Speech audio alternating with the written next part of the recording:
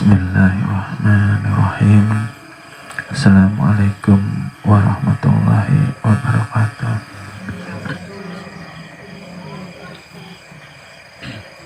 Bismillahirrahmanirrahim. Alhamdulillahi rabbil alamin.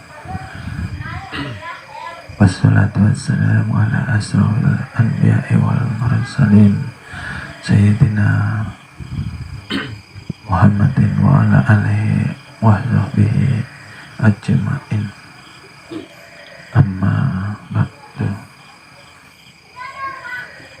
Alhamdulillah, terima kasih kami sampaikan kepada Bapak Ibu, adik-adik yang dirahmati dan dimuliakannya Allah Subhanahu wa Ta'ala. Pada malam hari ini kembali kita berkumpul di dalam majelis ilmu, majelisnya Allah Subhanahu wa Ta'ala.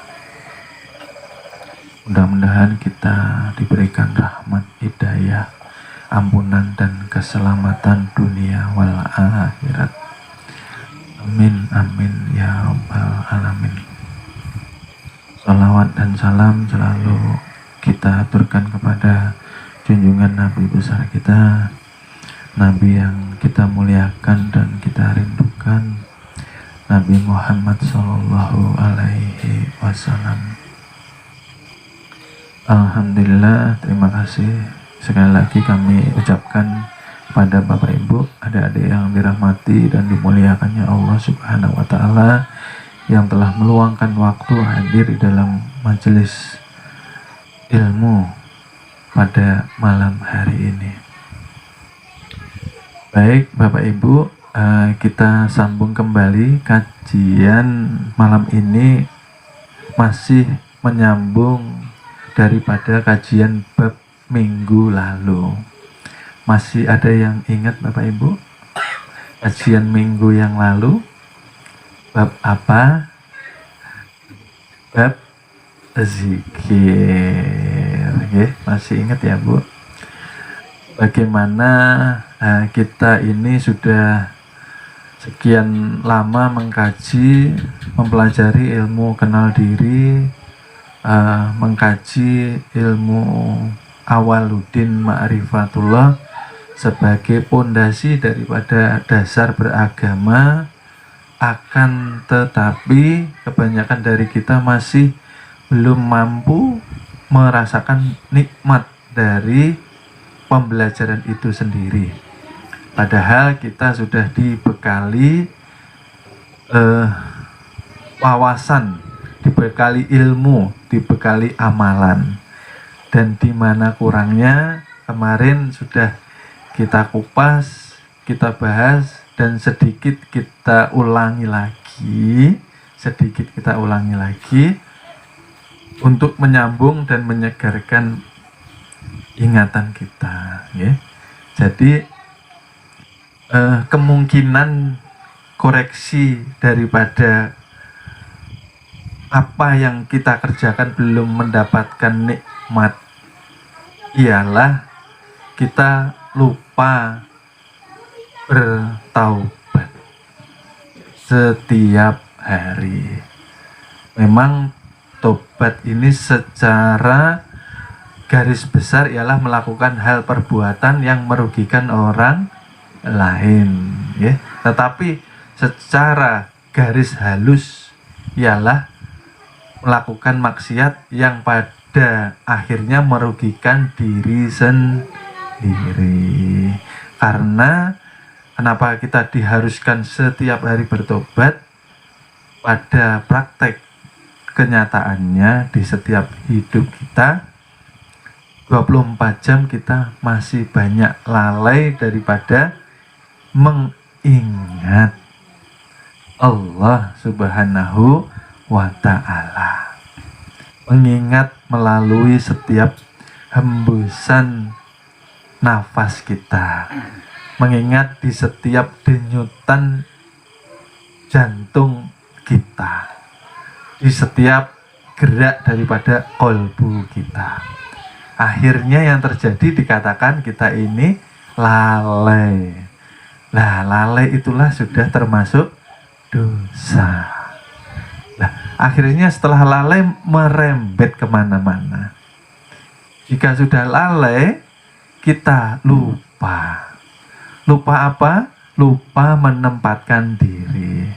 Maka orang yang berilmu, maka orang itu harus mampu menempatkan diri di hadapan Allah Subhanahu wa Ta'ala. Karena semakin berilmu, harusnya rumusnya semakin malu. Semakin berilmu, semakin takut kepada Allah Subhanahu wa Ta'ala. Karena kita tidak pernah terlepas daripada pengawasan dari sifat penglihatan Tuhan itu sendiri. Nah, disinilah kita diperlukan untuk bertaubat setiap hari. Itulah kenapa kemarin sedikit kita kaji bahwa semua doa-doa kita tidak akan pernah tembus ke langit sab 7 ya. Di sab pertama saja tidak akan pernah tembus.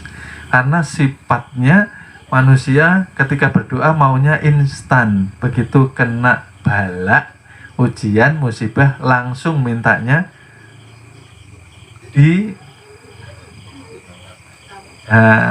dicabut, dihilangkan, dibantu, ditolong. Nah, potong kompas. Tetapi lupa sebelum berdoa ada adabnya. Adab doa ialah bertaubat. Nah, tobat belum dilakukan sudah berdoa. Oleh sebab itu kembali doa itu kepada kita sendiri. Seperti itu Bapak Ibu. Jadi kajian kemarin mengupas kenapa kita tidak pernah mendapatkan nikmat. Ya karena nikmat itu pemberian dari Tuhan, bukan dari hasil usaha ikhtiar kita. Nikmat itu dikatakan khusyuk. Khusyuk itu dikatakan ketika kita diridhoi Allah, ketika kita dicintai Allah, maka Allah memberikan setetes yang namanya mahabbah, rasa nikmat, cinta di dalam kalbu kita. Oleh sebab itu banyak daripada kita belum paham bab ini. Mungkin terlewat babnya atau lupa. Oleh sebab itu kita kaji kembali supaya kita menjalani zikrullah itu terasa nikmat.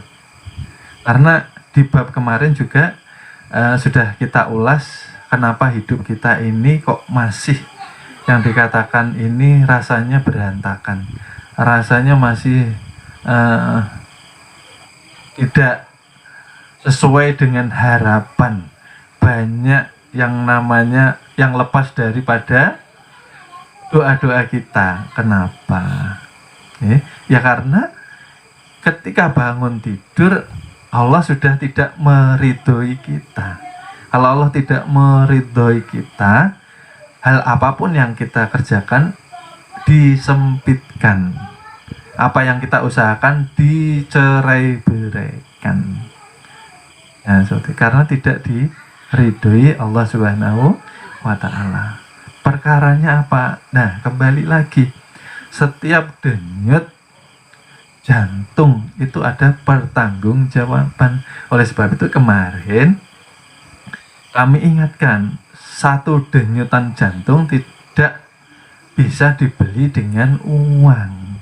Kalau bisa dibeli, nah kemarin untuk bercanda ya, kalau bisa dibeli orang-orang kaya ndak mati-mati. Saya mau berhenti dibeli gitu loh.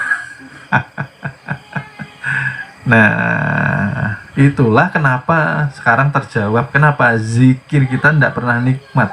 Kalau zikir tidak nikmat, artinya penyakit hati tidak akan keluar dari kolbu kita. Ya, kan sudah diajarkan penempatannya, sudah ditalkinkan. Tetapi kenapa kok tidak ngefek gitu lah, nggak kerasa ini zikirnya. Ternyata itu tadi. Zikir hanya untuk permainan. Karena ilmu zikir ini ilmu tinggi Bapak Ibu. Ya.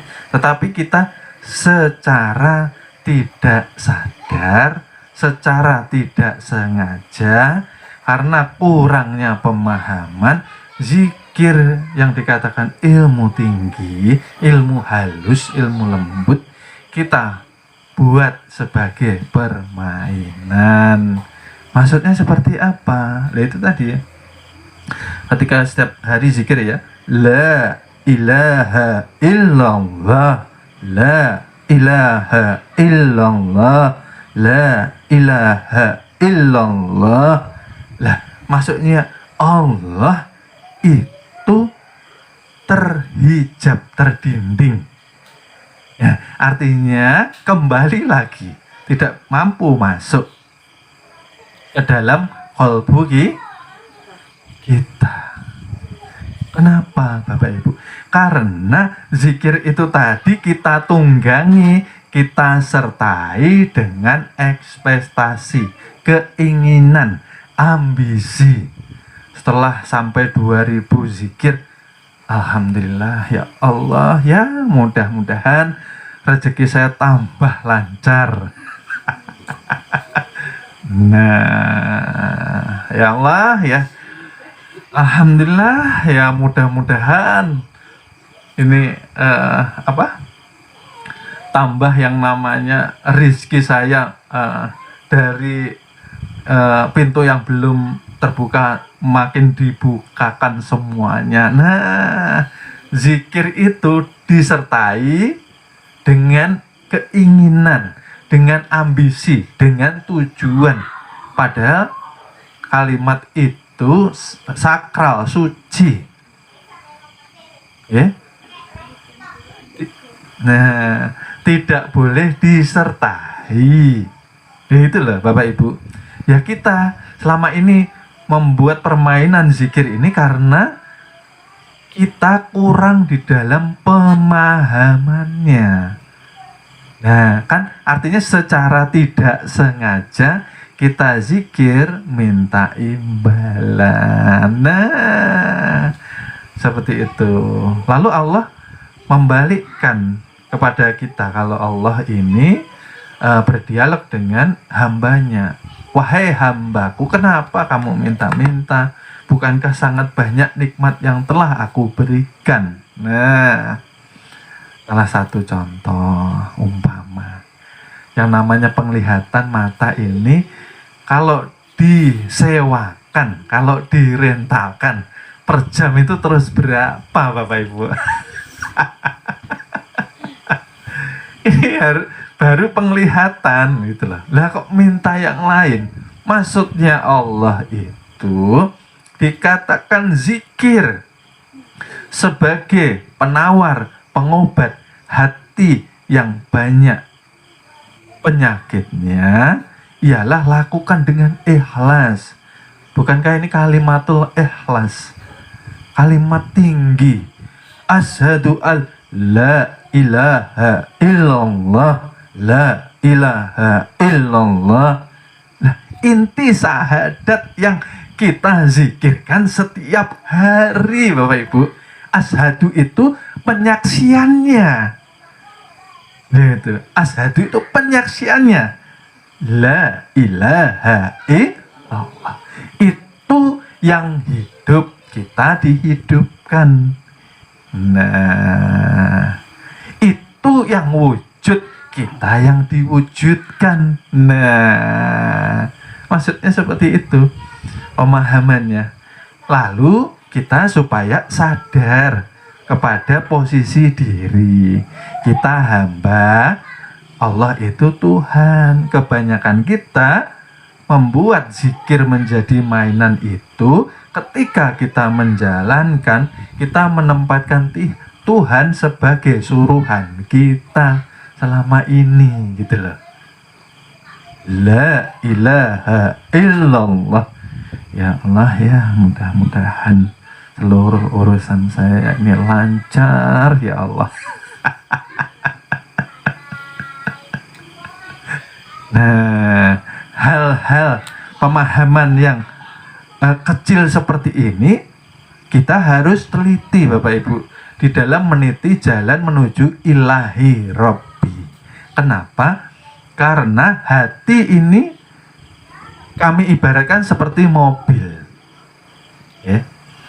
Ketika zikir Allahnya belum menghujam ke qalbu kita, artinya qalbu kita posisinya off atau mati.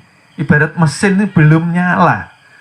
Lah kalau dorong mobil mesinnya mati kan berat ya.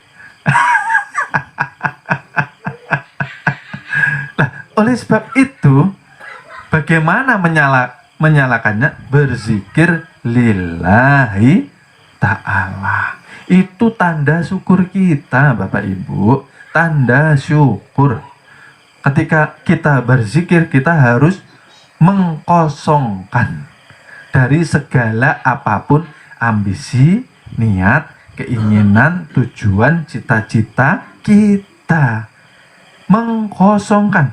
Makanya dikatakan kalimatul ikhlas. Ya seperti mobil itu tadi Bapak Ibu. Setelah menyala harus netral. Karena kalau masuk gigi nggak bisa didorong.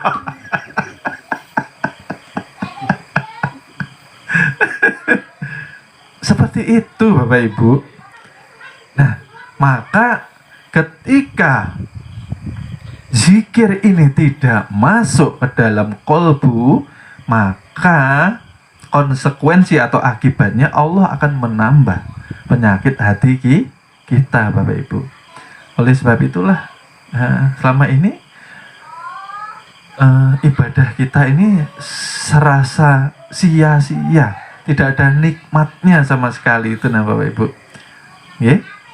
Karena ya itu tadi, secara tidak langsung tanpa kita sadari, seluruh ibadah kita tunggangi dengan keinginan, ambisi, cita-cita, maksud tertentu yang kita harapkan Allah mengabulkannya. Allah itu bukan pembantu.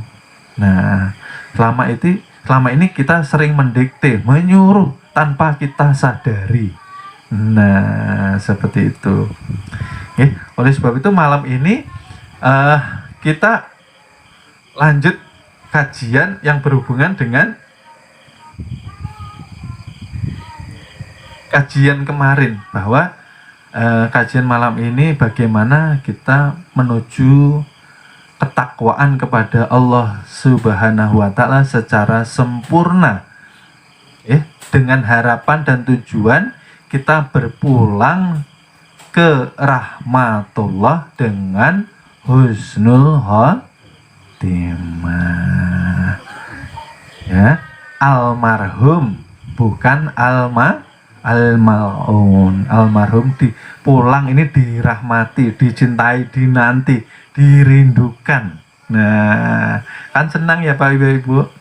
Kayak nenek kemarin pulang ke Banjar. Nah, saudara-saudaranya senang, dirindukan, dikangeni ya Nek ya. Karena dicintai. Nah, gitu.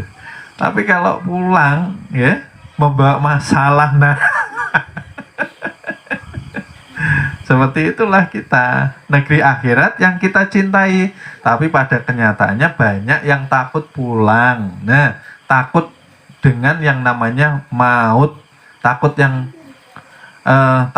dikatakan dengan sakaratul maut. Kenapa? Karena ya selama ini kita merasa ada. Pertama, kalau sudah merasa ada berarti merasa wujud. Kalau sudah merasa wujud, merasa hidup. Barang siapa merasa hidup, maka akan dimatikan. Kenapa? Karena sesungguhnya kita ini ya tidak hidup, ya tidak mati. Nah, seperti itu. Tidak hidup karena yang hidup Allah Subhanahu wa Ta'ala. Tidak mati karena awalnya tidak hidup. Dikatakanlah kita ini Adam, tiada.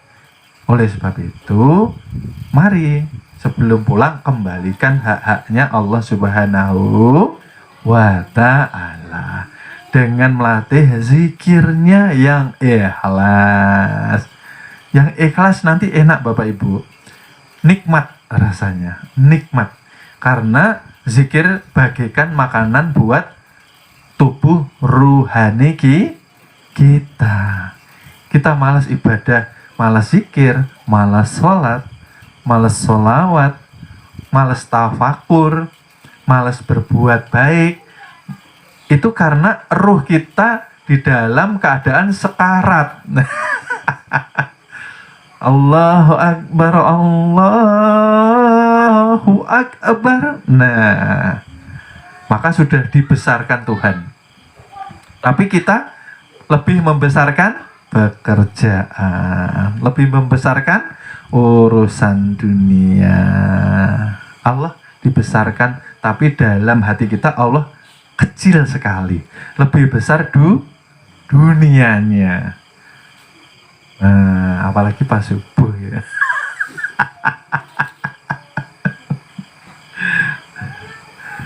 Naumnya kepanjangan masalahnya. Kalau di Arab kan pendek. Seperti itu ya. Karena keadaan ruh kita sedang kritis Bapak Ibu. Makanya ibadah perlu dipaksa. Sholat tahajud perlu dipaksa. Ya karena tanpa kita sadari ruh kita selama ini ternyata kekurangan bahan makanan. Tidak kita hiraukan. Kebanyakan orang yang diperhatikan kan jasad fisik, makanan ya, sampai kuliner kemana-mana. Ruhnya diabaikan. Nah itu akhirnya tidur susah ya, perasaan gelisah, hati takut, khawatir, was-was. Kenapa? Jauh dari Allah Subhanahu wa ta'ala. Diem aja tapi nggak bisa tidur. Nggak ada yang dipikirkan tapi rasanya gelisah. Itu tanda-tanda Bapak Ibu. Hati kita perlu kita hidupkan. Perlu kita sambungkan. Perlu kita nyalakan dengan La ilaha illallah. La ilaha illallah. Nah, ditancapkan Bapak Ibu. Ini maunya langsung lompat ke Sirul Asror. Ke Sholatul Daim. Lah urusan torekohnya, urusan pembersihan hatinya belum beres Bapak Ibu. Ya Allah, ya Rabbi, perlu tahapan yang harus berurutan. Tidak bisa langsung meloncat seperti itu. Syariatnya dulu dikuati, 5 waktunya dicukupi, ditegakkan. Yang tadinya seminggu 2 kali ya terus ditingkatkan sampai seminggu full. Seperti itu. Namanya belajar menuju kepada Tuhan. Terkadang perlu dipaksa di awal. Karena apa? Yang membuat ruwet hidup kita ya kita sendiri Bapak Ibu. Contohnya hidup kita ruwet, banyak masalah, banyak ujian, banyak cobaan, tapi kita merasa berat, kadang putus asa, kadang depresi karena kita disempitkan hati kita ketika Allah memberikan ujian dan cobaan. Beda ketika kita diuji, dicoba, tapi Allah melapangkan hati kita. Beda Bapak Ibu. Itu bedanya. Oleh sebab itu, ya mari gitu loh, hidupkan hati, nyalakan, hubungkan tawajuh, menghubungkan kepada Allah Subhanahu wa ta'ala. Ini karena kita sudah mengetahui rahasia insan bahwa kita sebagai penanggung rahasia Tuhan, di mana la maujud bihaqi. Ya ini orangnya. Kalau sudah tahu, berarti sudah dikatakan berilmu. Kalau sudah dikatakan berilmu, harus tumbuh rasa malu. Sama siapa? Sama Tuhan. Kalau sudah tumbuh malu sama Tuhan, tidak pernah kita sendirian. Seperti itu. Kalau jadi imam masjid, bacaannya panjang lah. Kalau sendirian di rumah lah, Qul huwallahu ahad.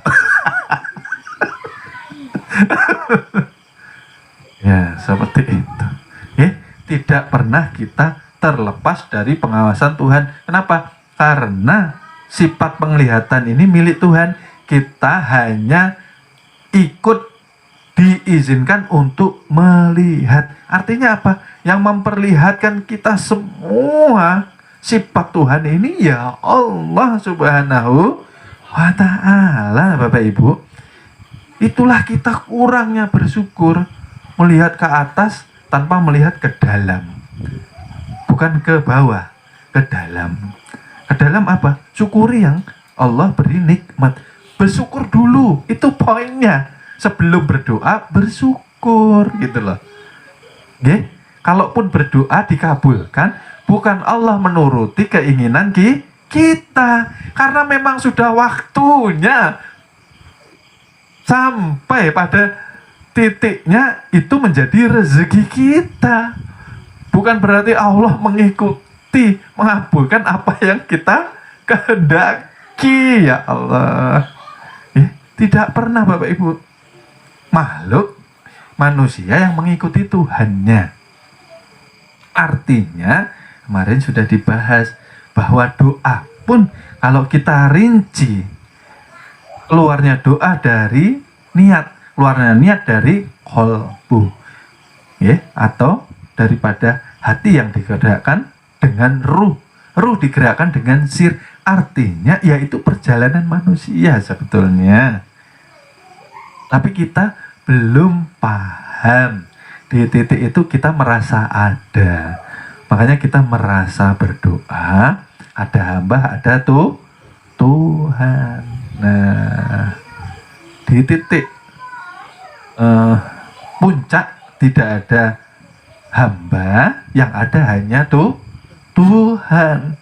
Karena tiada yang wujud, hakikatnya seluruhnya ialah wujud daripada Allah Subhanahu wa ta'ala. Itulah ya Allah.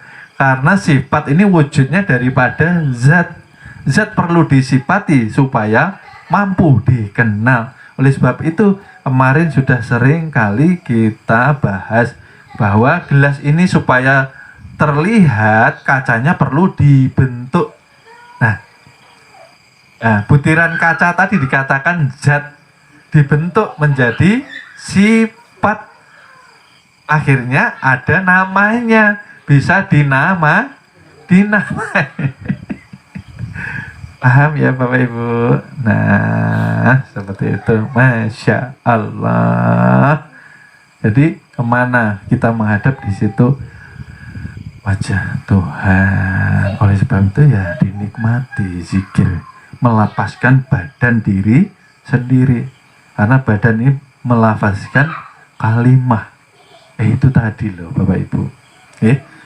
Oleh sebab itu, bagaimana caranya kita ini bertakwa sepenuhnya kepada Allah Subhanahu wa ta'ala. Karena dikatakan takwa inilah jalan selamat. Dikatakan takwa ini ialah sebagai hamba yang patuh dan menurut kepada Allah Subhanahu wa ta'ala selama hidup di dunia.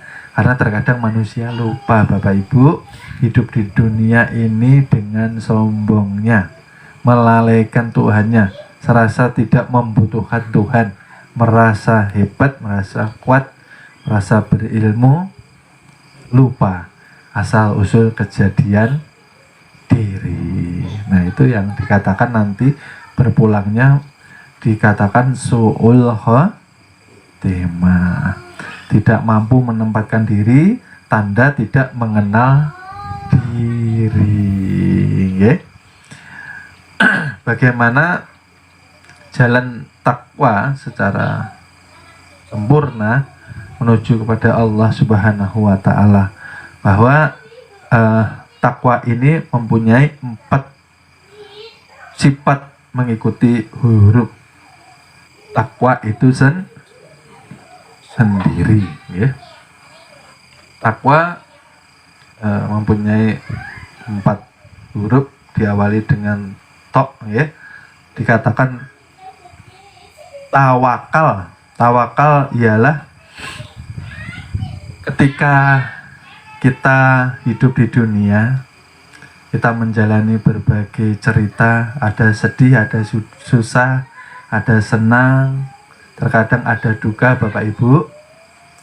Ketika kita mampu berserah diri dengan keadaan, berserah diri kepada kehendak Tuhan, tidak memberontak hati kita, tidak protes, itulah dikatakan kita tawakal, Bapak Ibu. Tawakal artinya berserah diri. Berserah diri artinya kita tidak lupa bahwa seluruh kejadian yang terjadi di dalam kehidupan manusia, termasuk kita, itu sudah di dalam rencana Tuhan dan seizin daripada Tuhan itu sendiri. Karena Allah menuliskan takdir kita 50.000 tahun sebelum terjadinya alam semesta, Bapak Ibu. 50.000 tahun hitungan daripada Allah Subhanahu wa Ta'ala. Di hitungan manusia ialah 18.250.000.000 tahun sebelum ada langit dan bumi. Artinya apa? Jika manusia mengatakan ada kejadian, kok dia selamat daripada bencana, secara tidak sadar mengatakan alhamdulillah kebetulan tadi selamat. Artinya orang ini tadi kurang di dalam mengkaji ilmu tauhid, Bapak Ibu. Yang terjadi di kehidupan kita per detik itu sudah terangkum di dalam Lauh Mahfuz. Tidak ada yang kebetulan, Bapak Ibu, tidak ada. Kalau mengatakan kebetulan berarti kurang di dalam keimanan. Kenapa kurang di dalam keimanan? Karena kurang di dalam mengkaji ilmu tauhidnya. Seperti itu, Bapak Ibu. Jadi tidak ada yang kebetulan. Okay? Artinya kalau sudah tidak ada yang kebetulan, harusnya apapun yang terjadi kita ikhlas, tidak memberontak kepada Tuhan. Okay? Kalaupun itu menurut kita susah, sedih, itu hikmahnya pasti ada kebaikan untuk kita. Okay? Bagaimana cara melihatnya? Cara melihat dari sisi tauhid, Bapak Ibu. Terkadang manusia ini maunya senang terus. Nah, giliran diberi ujian sedikit, lupa nikmat Allah yang diberikan selama ini berlipat-lipat kali kepada manusia itu sendiri. Nah, banyak mengeluh, banyak menggerutu.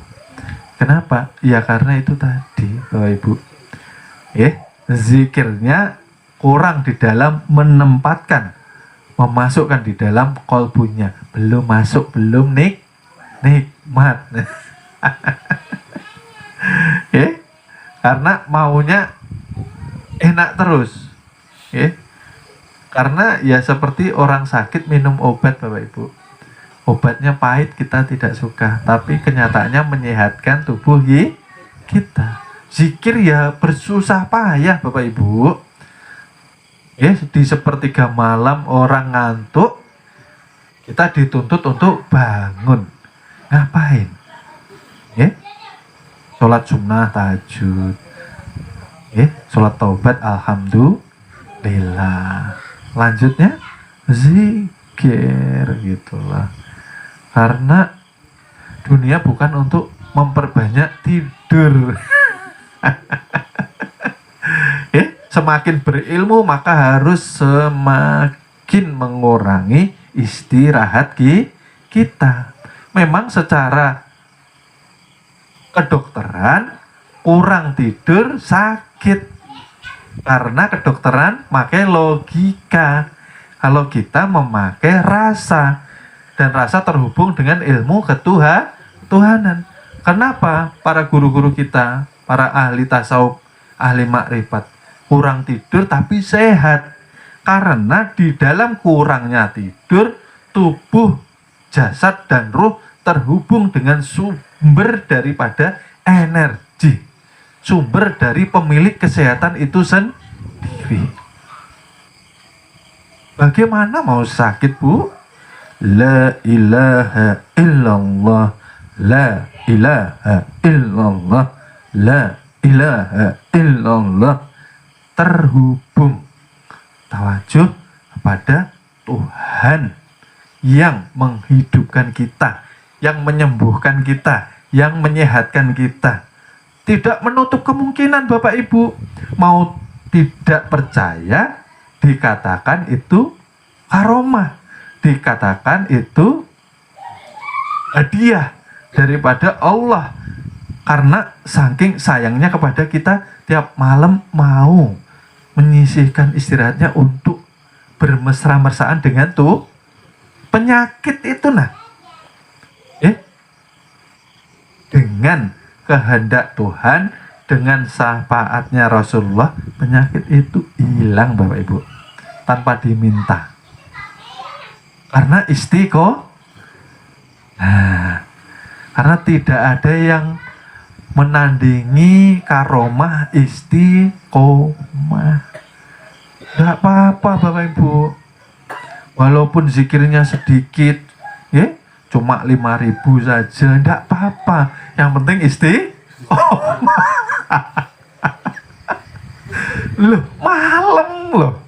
Malam, cepet aja Ibu. Tidak apa-apa, yang penting istiqomah. Nikmat Bapak Ibu. Kalau sudah kita mengucapkan, hilang yang namanya kesusahan, masalah, kesulitan. Karena nantinya paginya insya Allah Allah ganti dengan kebaikan dunia. Asal ikhlas Bapak Ibu, asal ikhlas. Ada juga yang WA saya, ada yang bertanya, saya ini loh belajar sudah berapa tahun kok masih gini-gini aja. Nah, kita koreksi sekarang bagaimana amaliyahnya. Ternyata amaliyahnya masih diiringi dengan kehendak dan keinginan serta ambisi serta cita-cita.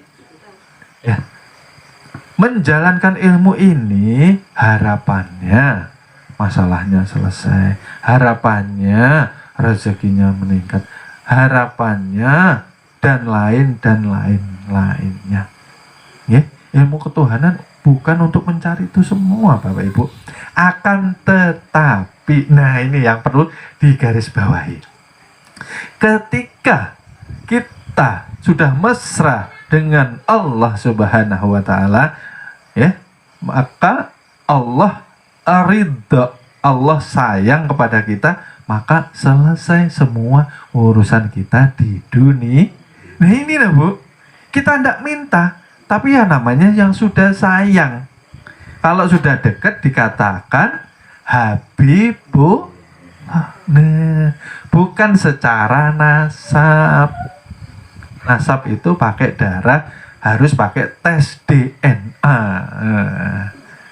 Tuh, baru jelas Habib asli. Nah gitu. Ini Habib secara ilmu. Itulah dikatakan bahwa siapa yang setiap hari terhubung dengan Tuhannya, dikatakanlah dia itu kekasihnya Allah Subhanahu. Kenapa? Karena yang terhubung itu bukan kita, melainkan rasa dikatakanlah itu Rasul. Rasul itulah utusan Allah. Yang di Mekah Al-Mukarramah mempunyai pangkat kenabian, ya Bapak Ibu jangan salah paham, yang di dalam diri setiap hamba, setiap umatnya, junjungan Nabi besar Nabi Muhammad Sallallahu Alaihi Wasallam itu dikatakan Muhammad hakiki. Nah, rasa kita yang mampu melayang, melesat menuju kepada zat yang maha suci, dikatakanlah itulah rasa. Oleh sebab itu kalau zikir, rasanya dijernihkan, rasanya diikhlaskan, tidak boleh membawa apa-apa. Allah maha tahu Bapak Ibu. Nah, kita ini sering terhalang karena kita membawa apa-apa kepada Tuhan, gitu loh. Artinya, ibarat orang bertamu tidak bertemu dengan tuan rumah. Terhalang. Ketika kita zikir membawa hal sesuatu keinginan, dikatakanlah ketika kita menghadap Allah, kita di posisi najis batin. Secara rukun syariat benar, secara rukun qalbinya gugur. Jadi mulai kemarin ya Bapak Ibu, kita terus berlatih ya Bapak Ibu ya, zikirnya diperbaiki lagi. Di tarekat, di menata hatinya ini pondasi, karena Bapak Ibu yang kita ucapkan itu kan inti syahadat. Kalau inti syahadatnya kurang pas,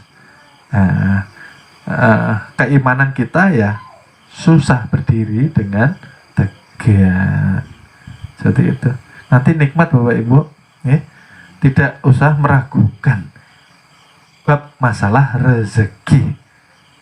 Sering saya katakan, Allah hanya memerlukan ketulusan kita. Allah memerlukan kita datang dengan kosong, tidak membawa apa-apa, dengan cinta, dengan rindu, bukan dengan pamrih. Nah, selama ini kita kecewa, pulang kecewa karena bawa pamrih. Seperti itu.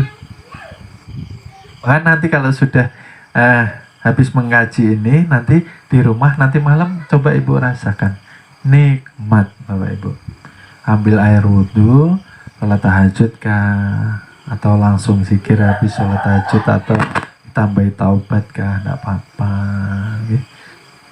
Nanti ditata lagi Bapak Ibu. Nikmatnya Masya Allah. Hilang hutang hilang lah. Karena sifat rezeki akan mendatangi orang-orang yang dekat kepada Tuhan. Kenapa? Rumusnya ialah orang yang dekat kepada Tuhan, vibrasi, getaran atau hawanya itu yang disukai oleh rezeki Bapak Ibu. Kan kita tidak mengharap itu rezeki hanya uang toh Bapak Ibu. Kita mengharapkan itu rezeki ya sebagai kesehatan, keselamatan, anak, istri yang soleh dan solehah. Ya tahu Bu, Bapak Ibu. Kalau rezeki uang kan yang paling dasar nanti, yang paling bawah kan Bapak Ibu. Nah, itu nggak usah diharap nanti ngikut Bapak Ibu. Nah, dari belajar kita ikhlas sama Allah, ikhlas. Seperti itu, dilatih. Terus yang kedua, qaf, dikatakan qanaah. Qanaah artinya di dalam dada seorang hamba yang bertakwa selalu merasa cukup dengan apa yang diberikan Allah pada saat ini, tidak mencari yang tidak ada. Wah, itu penting Bapak Ibu. Sekarang yang dimiliki apa? Pak, saya ini rumah ngontrak ya Pak. Kerja ya, kontrak juga.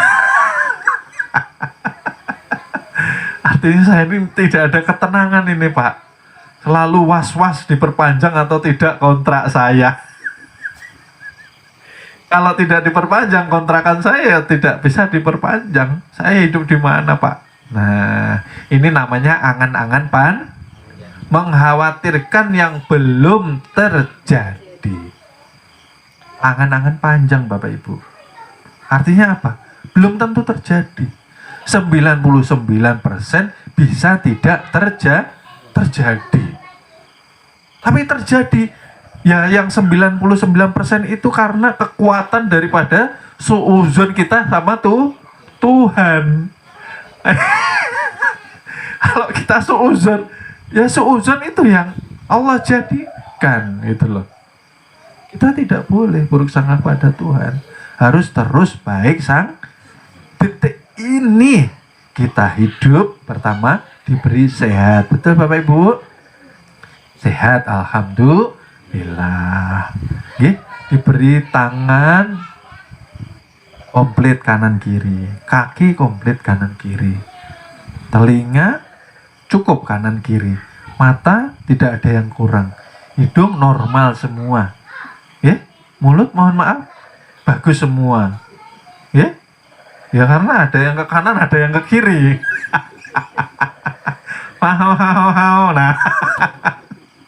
Nah kita sudah diberi Masya Allah banyak nikmat. Yang pertama kita lakukan harus banyak bersyukur dulu Bapak Ibu, syukur dulu, bersyukur, banyakin syukur dulu, gitu loh kuncinya. Oleh sebab itu kalau kita memperbanyak syukur, kita ibadah lapang hati kita Bapak Ibu, enggak minta apa-apa. Ya Allah, saya bersyukur padamu ya Allah, inilah rasa syukurku, ya aku wujudkan dengan ibadah kepadamu, dengan zikir kepadamu. Supaya apa zikir? Masih ingat Bapak Ibu, pada inti daripada zikir membangunkan kesadaran kita. Kita ini seperti orang mati Bapak Ibu. Nanti ketika dikubur kita baru bangun dari tidur. Kenapa? Karena dilihatkan semua dosa-dosa kita. Itu loh. Kenapa sekarang kita lupa? Karena hati kita mati. Kita melakukan dosa hari ini, besok lupa lagi.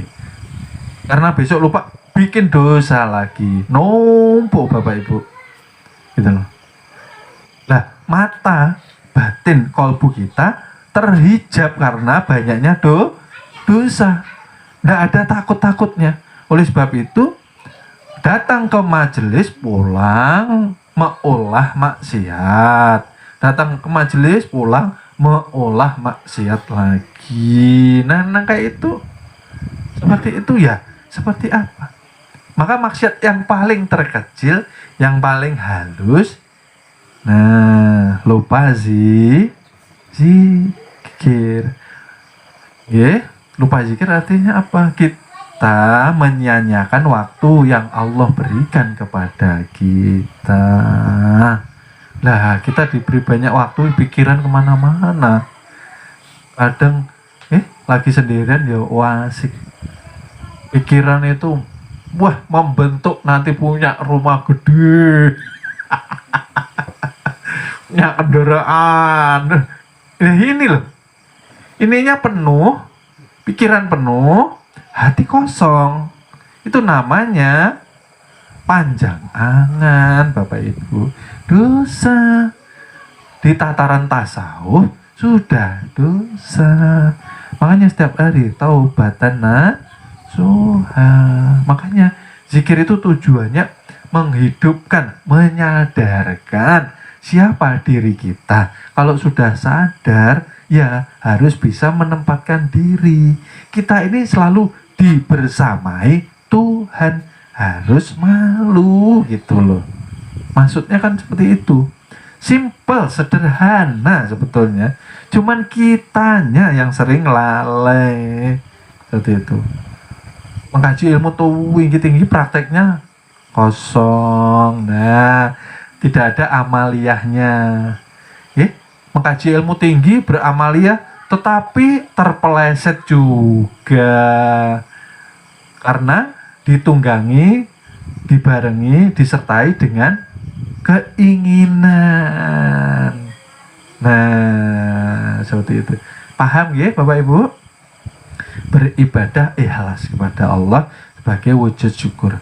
Setelah itu ketika Allah ridho kepada kita, ya, kita diuji, ditambah ujian, tetapi kita juga ditambah kelapangan hati kita. Jadi mudah, tidak berat gitu loh. Ini tambah ujian, tambah ngundang Ustadz nanti baca doa tolak bala ya. Tolak bala ini lah ditolak ya, kita yang tahu ya diam, namanya menghormati keyakinan masing-masing, tidak boleh kita menyalahnya bahkan diam saja Bapak Ibu, diam, tidak boleh komentar, tidak boleh menyalahkan, cukup tahu itulah. Kalau untuk kita, tataran kita, menolak bala artinya menolak naik kelas. Nanti pulang berarti pengennya SD, pulang di sisi Allah Subhanahu wa Ta'ala berarti kelasnya SD. Nah, surganya yang paling ujung sana deket-deket pekarangannya neraka. Lah, semakin naik semakin tinggi Bapak Ibu, semakin tinggi semakin mendekati Rasulullah.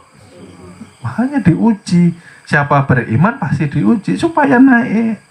Makanya kemarin saya ulangi lagi, kita aja punya anak, kalau anak kita ulangan kita seneng, wah ini mau naik kelas. Nah, lah ini kita diuji kok ngaho-ngaho.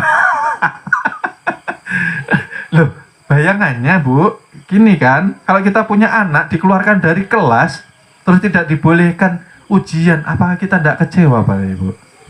Kecewa, sakit hati Bapak Ibu, sakit hati kita. Susah payah nyiapin seragam, bayar buku. Kok dikeluarkan loh?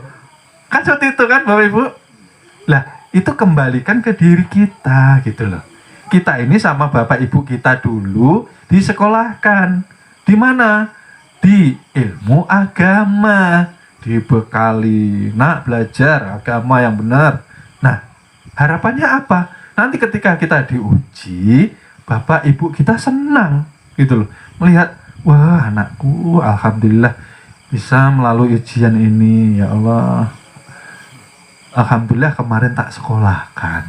Senang Bapak Ibu. Kenapa? Karena semakin naik kelas nanti pada akhirnya bisa berkumpul dengan Bapak Ibu dan kakek nenek keluarganya. Siapa yang lulus ujian maka berkumpul di surganya Allah Subhanahu wa Ta'ala. Itu loh Bapak Ibu, paham gak Bapak Ibu? Bala, ujian, ini tanda rahmatnya Allah kepada kita, menguji. Seperti itu loh. Kalau Allah mau berkomunikasi dengan hambanya, kamu sudah belajar ikhlas?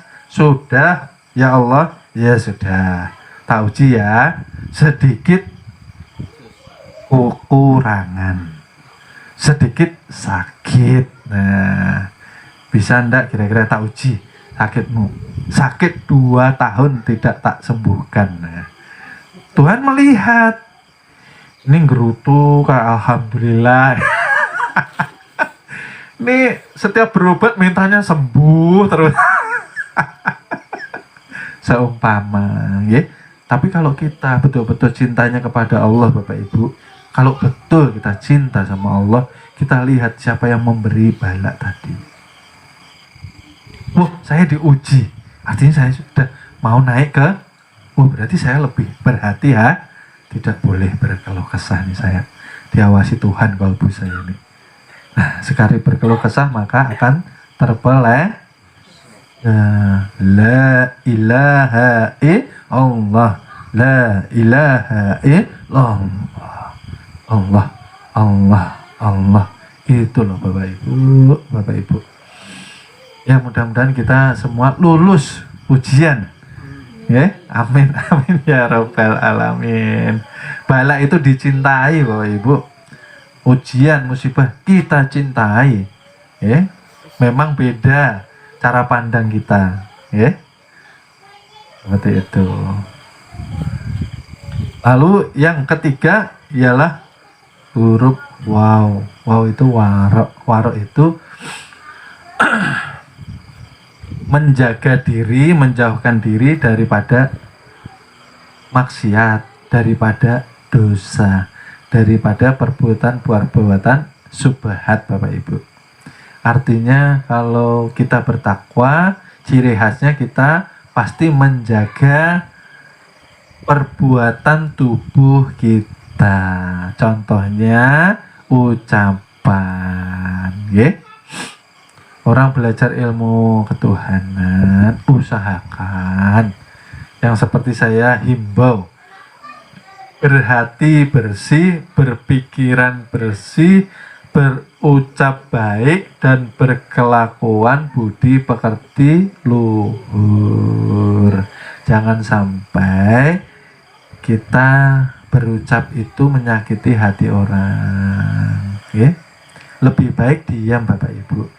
Kalau kira-kira ucapan saya ini kira-kira nanti orang salah paham enggak ya? Nah, kalau kira-kiranya orang nanti ini menimbulkan salah paham, banyak pertanyaan, sebaiknya saya diam.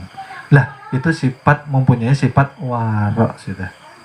Menjaga diri dari perbuatan dosa, perbuatan maksiat, perbuatan yang tidak terpuji. Seperti itu, Bapak Ibu. Karena lisan ini tidak bertulang, tetapi salah ucap sakitnya melebihi pisau.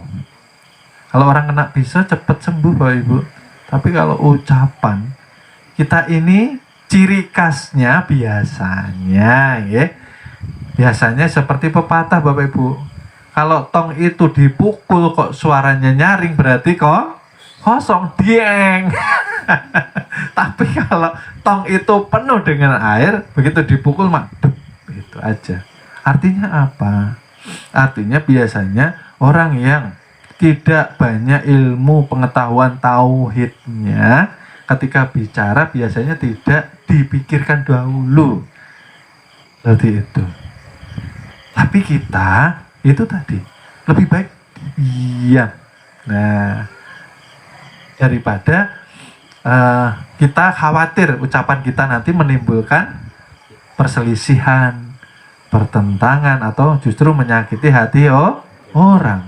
Apalagi kalau kita masih punya orang tua. Nah, itu yang ini himbauan untuk yang masih anak-anak, masih bujang, ataupun yang sudah berkeluarga tapi sudah punya masih punya orang tua. Jagalah hati orang tua kita. Itu wali, itu orang tua kita. Kita ini sibuk, ya. Kebanyakan kita sibuk ziarah ke makam-makam para wali, cium tangan para ulama, tapi dengan ibunya sendiri. Nah, ibu kita, bapak kita, orang tua kita itu wali yang masih hidup, maka ya Allah, ya Nek ya. Nah, itu loh, lebih ampuh itu orang tua kita itu. Nah, seperti itu. Tapi terkadang ya itu tadi, karena kurangnya pemahaman, rajin ziarah ke makam-makam wali tapi sama bapak ibunya kurang adab. Ini bahaya. Artinya ziarahnya sia-sia, malah dilaknat sama para wali. Bapak ibu itu wali kita, ya Allah. Oleh sebab itu ya, terkadang hidup kita ini semrawut, terkadang kita ini tidak menjaga adab sama orang tua kita. Ini yang di daerah-daerah ya, yang streaming, yang mengikuti di mana saja berada, yang masih muda-muda, saya himbau ketika masih punya orang tua, perbaiki akhlak. Kalau disuruh jangan membantah sama orang tua itu. Kalau ada orang tua susah, dibantu, ditolong. Jangan sampai orang tua itu minta tolong gitu loh. Kadang karena doanya para orang tua ini keriduan daripada Allah Subhanahu wa ta'ala gitu loh. Ini minta doa keliling ulama-ulama terkenal sama bapak ibunya, nauzubillah. Diperbaiki ya. Nah nanti khawatirnya hidup kita semrawut karena selama ini kita kurang adab, su'ul adab sama orang tua, salim, nggak boleh sembarangan. Keramat orang tua itu. Ini pesan tuh adik-adik ngasih. Biasanya adik-adik sekarang ini karena orang tuanya mungkin kurang memperhatikan bab pelajaran adab, yang dikhawatirkan nanti anaknya kehilangan ilmu adab kepada orang tua. Itu penting, belajar ilmu ketuhanan sama orang tuanya, su'ul adab enggak diterima. Nah ini yang di daerah-daerah. Jadi yang terakhir yaitu yakin itu beriman. Artinya beriman itu meyakini dengan kesadaran bahwa segala hal yang terjadi itu atas izin kehendak daripada Allah Subhanahu wa ta'ala. Dan yakin ini perlu dibentuk dengan jalan mengenal diri Bapak Ibu. Orang kalau nggak mengenal diri banyak mengeluh, tidak percaya dengan takdir yang sudah Allah tetapkan. Beruntak Bapak Ibu, beruntak ceritanya.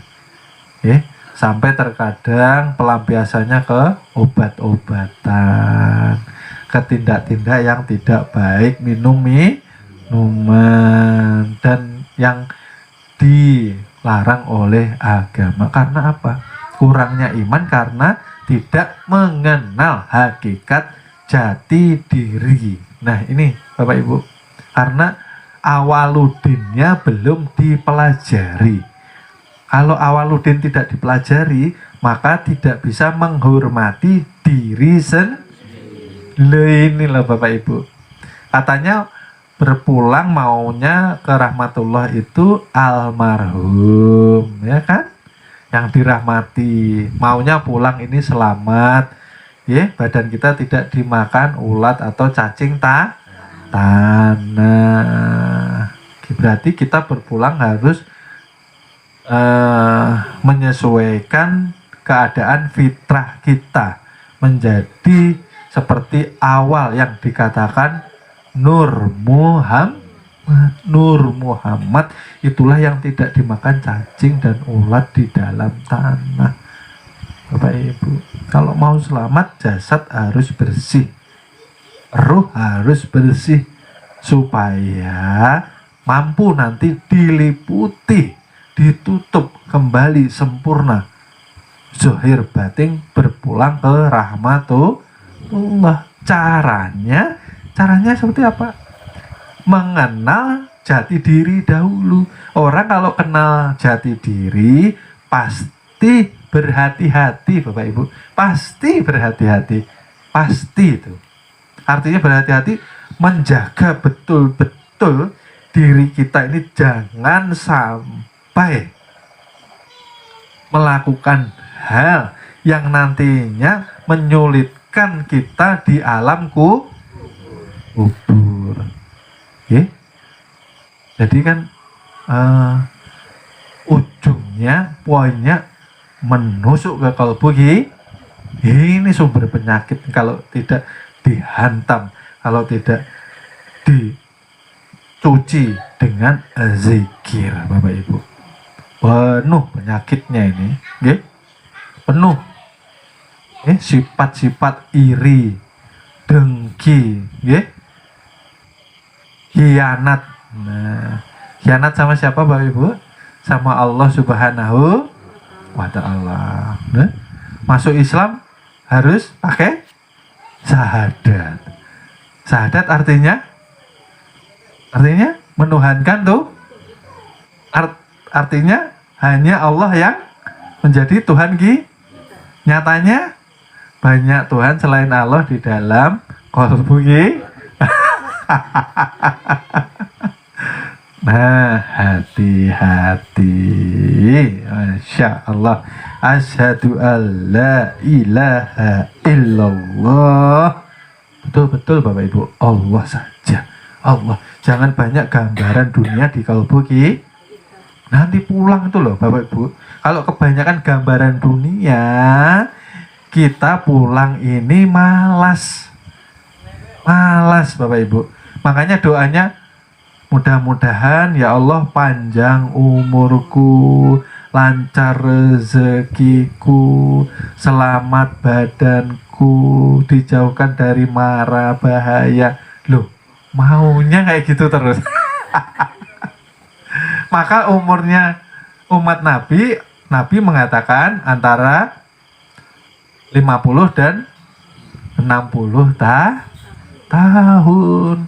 Rasul berpulang umur 63 tahun.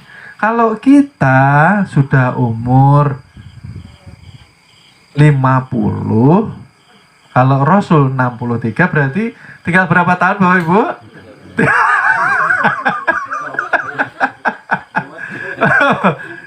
Artinya kita hidup ini di umur-umur yang rawan Bapak Ibu. Maksudnya kita bukan menakut-nakuti. Ini untuk lebih kita antisipasi supaya kita siap zahir batin berpulang ke rahmatullah dengan senyum. Ya Allah, saya siap, saya ridha ya Allah. Alhamdulillah, dengan senang hati, dengan ikhlas. Ini yang saya nanti-nanti. Karena orang yang beriman, orang yang merindukan pertemuannya dengan Tuhan. Lah, kenapa kita takut? Nah, kita ini pulang menemui yang kita cintai katanya. Loh, katanya, tapi panjangkan umurku ya Allah. Panjang terus itu loh. Ya? Artinya apa? Ini himbauan, bukan waktunya lagi kita bermain-main Bapak Ibu. Ya Allah, ya Robbi, dunia ini permainan sendau gurau fata morgana. Nanti anak kita, cucu kita, suami kita, istri kita tidak akan bisa menolong kita ketika kita masuk ke liang lahat. Apalagi yang tidak bisa menolong Bapak Ibu? Selain keluarga tadi, jabatan kita, jabatan sudah Menteri Pertahanan, nah tetap aja dipukuli kalau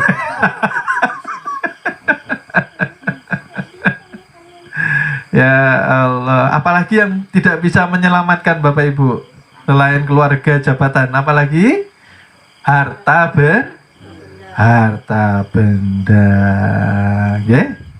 Justru itu yang membahayakan kalau kita tidak bisa amanah. Oleh sebab itu diajari kita di agama itu zakat dan sedekah. Untuk apa? Untuk persiapan nanti kita pulang, gitu loh. Pulang itu yang dilepaskan bukan harta loh Bapak Ibu, keluarga, ya, anak istri yang kita cintai di dunia ini, loh, jabatan kita, pekerjaan kita, yang lebih berharga lagi apa menurut kita?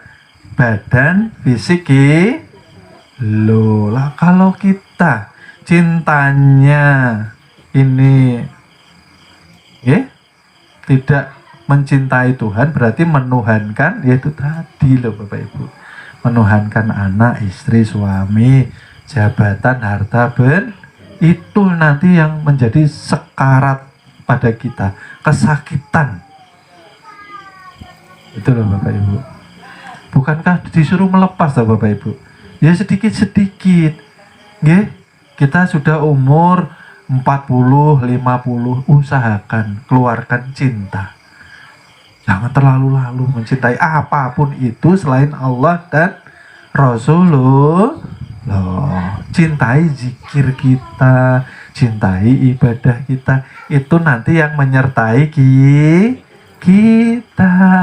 Cintai ilmu kita yang menjadi penerang nanti di alam kubur kita, Bapak Ibu. Ya Allah ya Rabbi. Seperti supaya kita tidak kehilangan arah. Loh, hidup sudah mendekati loh. Waktunya dapat tiket pulang kampung lah. Malah dikasihkan temennya. Duluan aja sampai.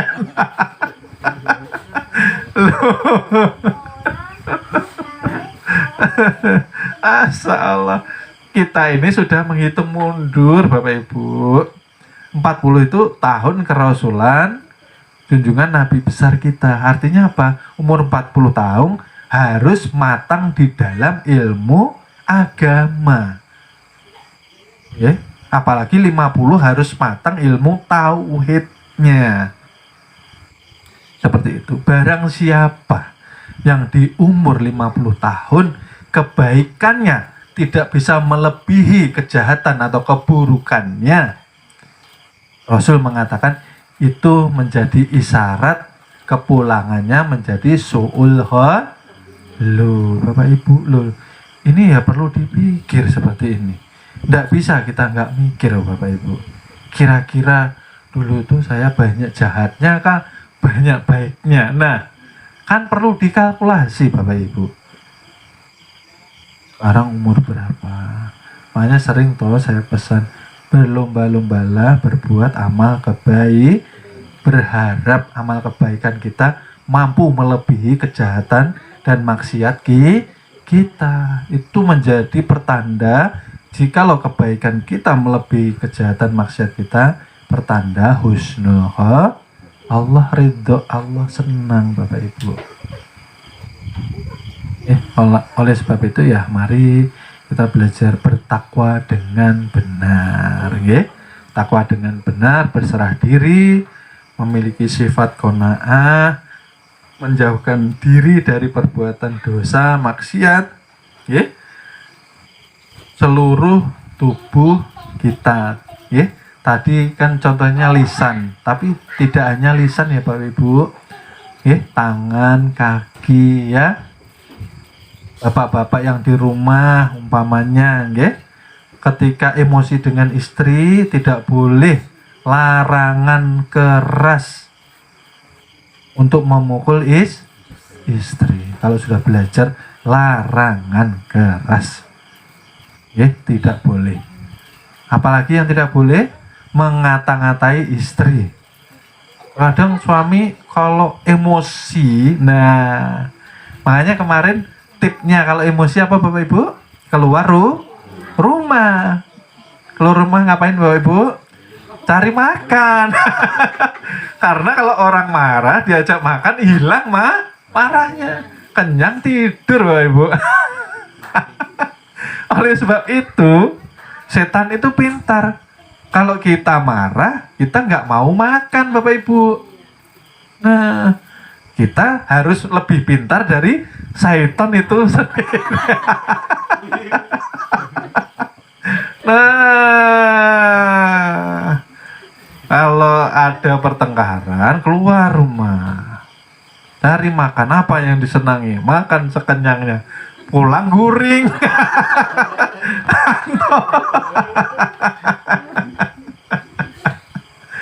Nah, itu loh Bapak Ibu lah.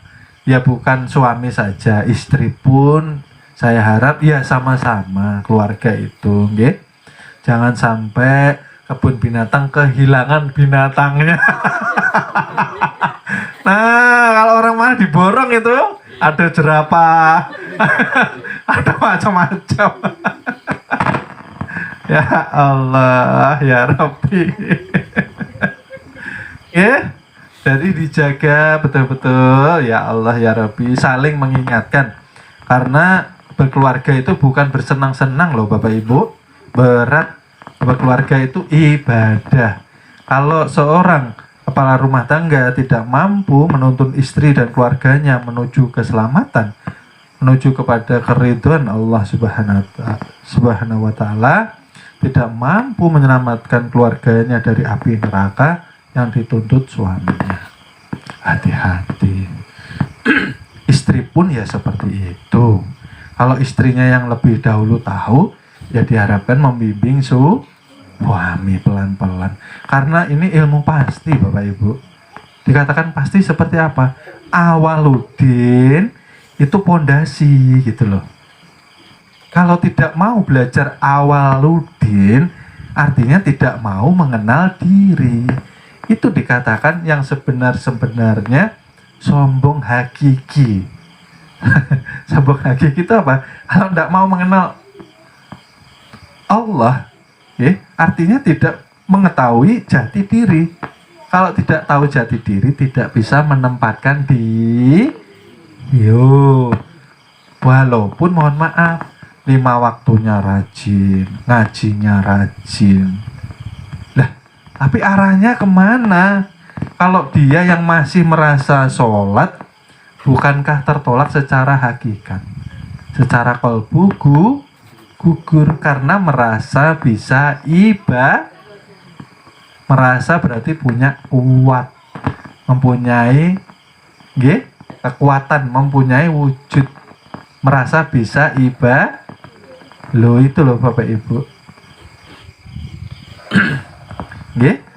Saya harap dijaga tubuhnya daripada maksiat seluruhnya dan menjaga keyakinan kita dengan mengenal diri supaya kita mampu menempatkan diri kita selamat dunia dan akhirat. Amin, amin ya Rabbal alamin. Dan mudah-mudahan setelah kita kaji, nanti setelah pulang zikir kita bisa ikhlas ya Bapak Ibu ya. Jangan lagi kita bermain-main dengan ilmu zikir, karena nanti kembali akibatnya kepada diri kita yang ikhlas zikir. Mungkin cukup sekian kajian malam ini karena terbatas waktu.